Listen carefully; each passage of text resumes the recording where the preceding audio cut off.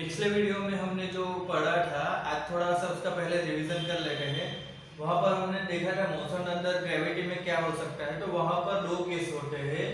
एक क्या होगा कि जब कुछ हाइट नहीं हो, अर्थ के सरफेस से ही आप कुछ चीज को ऊपर फेंकते हो v0 वेलोसिटी से और वो वापस नीचे आ जाती है। और दूसरा केस ये था कि आप कोई हाइट पर से कोई चीज को ऊपर v0 वेलोसिटी से फेंकते हो और वो चीज जब अर्थ की सरफेस पर आती है। तो इस तरीके के दो केस होते हैं जहां पर क्या होगा, मोशन अंडर ग्रेविटी हो रही होगी।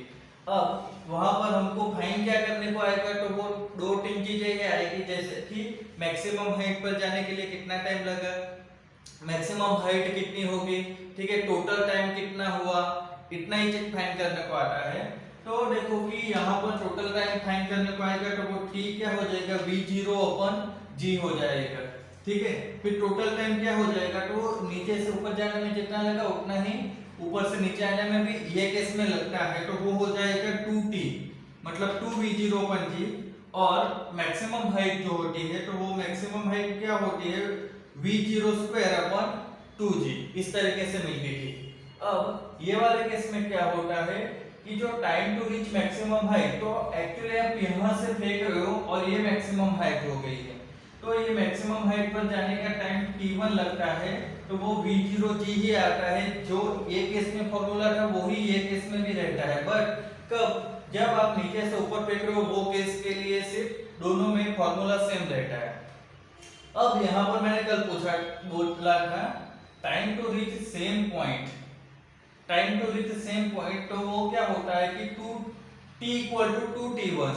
इसका मतलब क्या होगा कि आपने कोई चीज को यहां से फेंका है, ठीक है, तो वो चीज वापस यहीं पर आएगी, उसके लिए कितना टाइम लगता है, तो वो हो जाएगा 2t ही, वो इसके जैसा ही बराबर हो जाएगा। यहाँ पर आपने यहाँ से फेंका था, ऊपर गया और नीचे आया, तो वो टाइम क्या था, 2t हो गया। तो वो यहाँ पर हमने यहाँ से ऊपर फेंका है और वापस ये पॉइंट पर आने वाला हो, तो वो टाइम हो जाएगा 2t1। हमने यहाँ पर t1 लिया है इसलिए। But time to reach on earth, अब कोई चीज यहाँ से यहाँ पर आएगी तो वो इसके बराबर टाइम लगेगा, बट इतना डिस्टेंस एक्स्ट्रा ट्रैवल करेगी तो उसके लिए टाइम तो ज्यादा लगेगा ही। तो टोटल टाइम जो होगा वो टाइम क्या आएगा, दूसरा टाइम यहाँ से यहाँ तक जाने का, ठीक है, सिर्फ इतना टाइम ट्रैवल t2 होगा, वो होगा √2h0 अपन g हो जाएगा। तो टोटल फ्लाइट टाइम वो कितना आ जाएगा, तो t1 plus t2 v0g plus √2h0 upon g, ये टोटल टाइम मिल रहा है। फिर मैक्सिमम हाइट फाइंड करनी थी, तो यहाँ पर क्या था कि इनिशियल हाइट 0 थी, इसलिए सिर्फ h आता है। यहाँ पर इनिशियल हाइट 0 नहीं है, तो यहाँ पर h माइनस h0 आता है। तो ये हमारे फॉर्मूला थे। अब ये फॉर्मूला का यूज करके हमको जो एग्जांपल 3.4 है वो करना है। अब देखो एग्जांपल 3.4 में हमको क्या बोला गया है कि एक 25 मीटर की बिल्डिंग है, वहां से क्या किया जाता है कि 20 मीटर पर सेकंड की वेलोसिटी से एक बॉल को वर्टिकली अपवर्ड डायरेक्शन में थ्रो किया जाता है। तो इस केस में हमको दो चीज फाइंड करनी है। एक बोला गया है कि how high the ball will rise, तो इसका मतलब क्या होगा कि बॉल कितना ऊपर जा सकता है, तो वो कितना जाएगा, मैक्सिमम हाइट जितना, तो मैक्सिमम हाइट फाइंड करने को आ जाएगी। दूसरा आएगा how long it be before the hits the ground, तो जब वो जमीन पर पहुंचता है उससे पहले वो कितना टाइम रहा हवा में, वो चीज फाइंड करनी है, मतलब टोटल टाइम फाइंड करना है। दो ही चीज फाइंड करने को है हमारे। अब यहाँ पर आप देखो तो क्या होगा कि जो इक्वेशंस ऑफ मोशन है उसका यूज करके भी आप कर सकते हो, बट वो बहुत लॉन्ग हो जाएगा। इससे बेहतर है कि आप थोड़ा सा ये फॉर्मूला याद रख लो, तो क्या होगा कि आप डायरेक्ट हो जाएगा। अब देखो तो ये फॉर्मूला हमारे पास है, हमको जो फाइंड करना है how high the ball will rise, इसका मतलब क्या होगा कि वो मैक्सिमम कितनी हाइट पर जा सकता है। तो मैक्सिमम हाइट का फॉर्मूला है हमारे पास, तो वो डायरेक्ट लगा देंगे हम। तो मैक्सिमम हाइट उसका फॉर्मूला आएगा h minus h0 equal to v0 square upon 2g।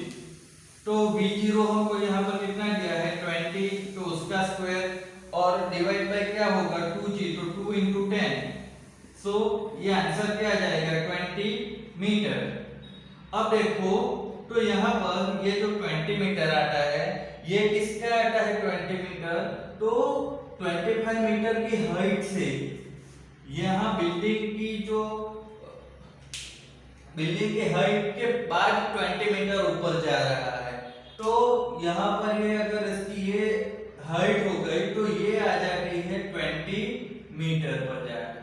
तो अब देखो तो इसका जो अर्थ से टोटल हाइट होगा वो कितना हो जाएगा, तो वो हो जाएगा h equal to 20 plus h0, तो वो हो जाएगा 20 प्लस 25, तो वो हो जाएगा 45 मीटर।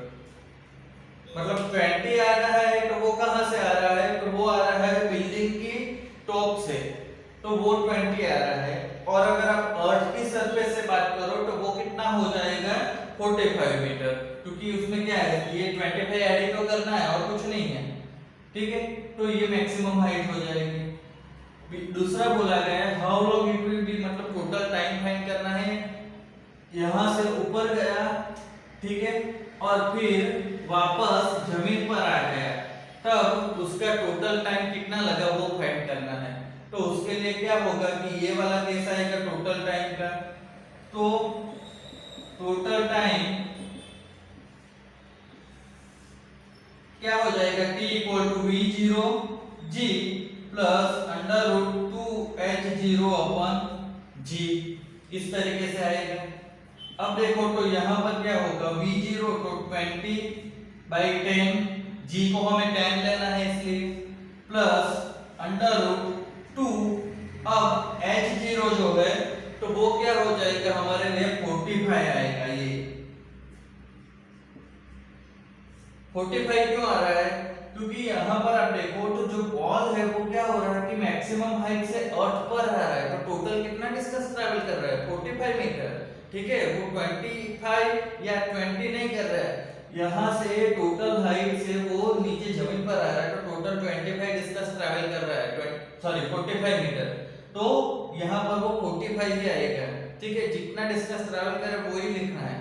अगर हमको ऐसा पूछा गया होता है कि अगर सेम पॉइंट पर पहुंच रहा है तो वो यहाँ से ऊपर गया फिर यहाँ से रिटर्न आया, तब ये डिस्टेंस कितना हो जाता है, तब वो 20 होगा। तो यहाँ पर क्या होगा कि 2 × 45 आएगा डिवाइड बाय g, तो वो 10 है, तो आप देखो ये आंसर आएगा 2 प्लस यहाँ पर देखो तो 90/10, सो ये क्या हो जाएगा अंडर रूट 9 आएगा, सो 2 प्लस अंडर रूट 9 तो वो हो जाएगा 3, तो टोटल आंसर आ जाएगा 5 सेकंड। तो यहाँ पर हमको जो फाइंड करना था वो दोनों चीज मिल गई है। अब अगर आप बुक में दिए फॉर्मूले से करना चाहोगे तो वो थोड़ा सा लॉन्ग हो जाएगा, ठीक है, लेंथी नहीं बोल रहा हूँ बट लॉन्ग हो जाएगा। तो आप इजीली यहाँ पर जो मैक्सिमम हाइट है और टोटल टाइम है वो फाइंड कर सकते हो इस फॉर्मूले से। अब जो हम देखने वाला है वो है एक्सरसाइज का 3.10 एग्जांपल। अब यहाँ पर भी हमको क्या बोला गया है कि एक बॉल है उसको वर्टिकली अपवर्ड डायरेक्शन में 29.4 मीटर की इनिशियल वेलोसिटी से थ्रो किया जाता है। तो इस केस में हमको अलग अलग चीजें फाइंड करनी है। पहला हमको बोला गया है कि what is the direction of acceleration during the upward motion of the ball. आप कोई चीज को ऊपर फेंक रहे हो या नीचे फेंक रहे हो, ग्रेविटी में जब भी कोई चीज मोशन करती है, ठीक है, तो उसका जो एक्सेलरेशन होता है वो क्या आता है कि g के जितना, और वो हमेशा माइनस रहता है। तो यहाँ पर एक्सेलरेशन की डायरेक्शन क्या होगी -g, मतलब कि नेगेटिव डायरेक्शन होगी। मैंने जब ये बताया था तभी बताया था फ्री फॉल और ग्रेविटी में कि एक्सेलरेशन जो होगा वो ऊपर जाएगा बॉल या नीचे आएगा कोई भी ऑब्जेक्ट, वो क्या होगा ऑलवेज -g के जितना ही रहने वाला है, ऊपर जाओ या नीचे जाओ, ठीक है। तो एक्सेलरेशन की डायरेक्शन तो वो क्या होगी नेगेटिव g आएगा। फिर दूसरा पूछा है what are the velocity and acceleration of the ball at the highest point of its motion. दूसरा पूछा है कि velocity and acceleration at maximum height. अब देखो जब भी कोई चीज मैक्सिमम हाइट पर पहुंचती है तो वहां पर उसकी वेलोसिटी क्या हो जाती है, वो हमने यहाँ पर देखा था कि वेलोसिटी जीरो हो जाएगी यहाँ पर, तभी जाके तो वो चीज रिटर्न आ पाएगी।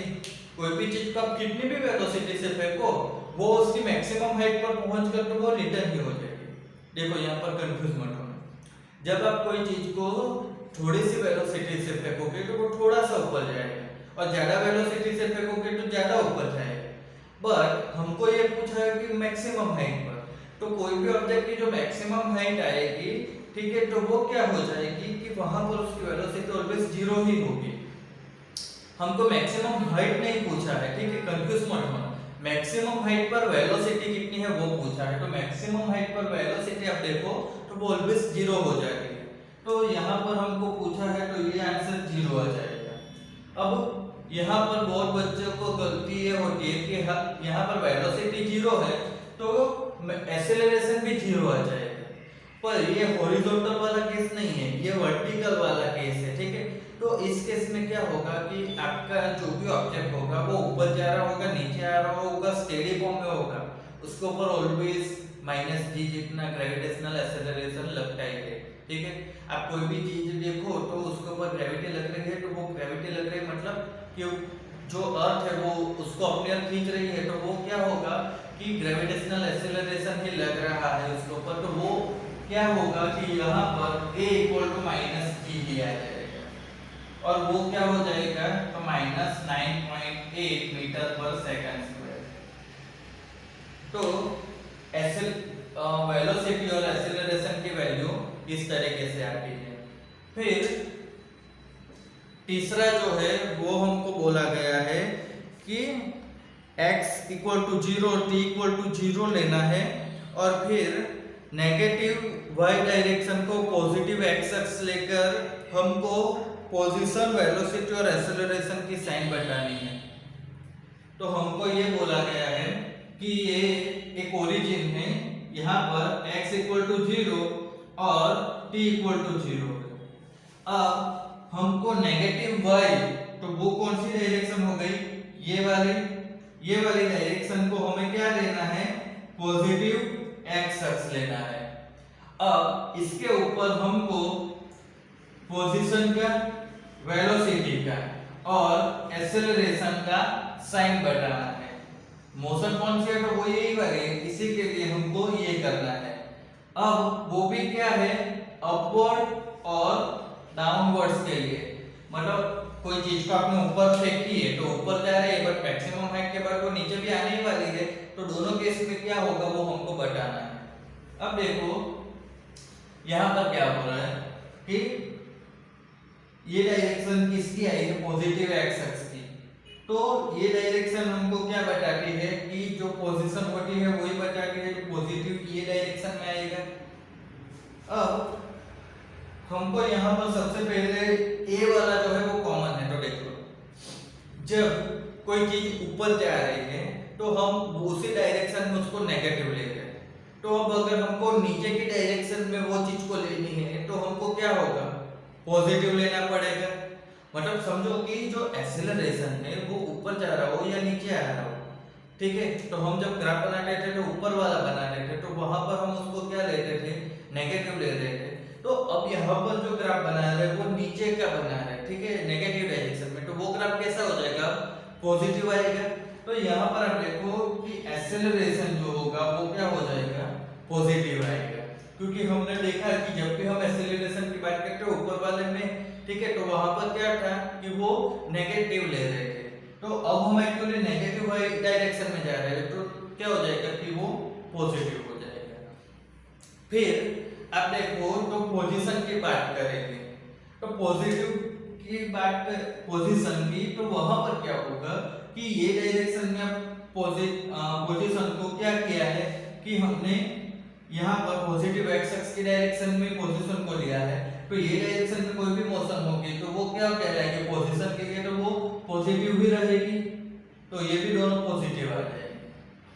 अब यहाँ पर देखो तो जो वेलोसिटी है उसी में क्या होगा, चेंज आएगा। अब वेलोसिटी में चेंज कैसे आएगा, तो देखो कि आपने नीचे से कोई चीज ऊपर फेंकी है तो ऊपर वो जा रही है तो उसकी वेलोसिटी क्या होगी, कम होती जाएगी, मैक्सिमम हाइट पर जीरो हो जाती है। तो जब कोई चीज ऊपर जाती है तो उसकी वेलोसिटी नेगेटिव होती जाती है, कम होती जाती है। और जब वो नीचे आती है तो क्या होती है कि मैक्सिमम हाइट पर वेलोसिटी जीरो बन के वो नीचे आ रही है तो वेलोसिटी बढ़ती जाती है। तो जब वो डाउनवर्ड करेगी तो वो मोशन क्या हो जाएगी, पॉजिटिव आ जाएगी।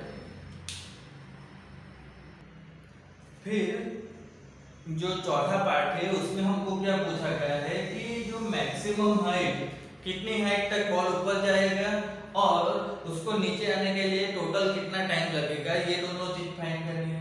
तो मैक्सिमम हाइट के लिए फॉर्मूला क्या है, यही वाला है का h इक्वल टू, ठीक है, ये तो अगर h zero not equal to zero तो हम लगा रहे थे बट नहीं होगा तो फिर formula v0 square upon 2g था।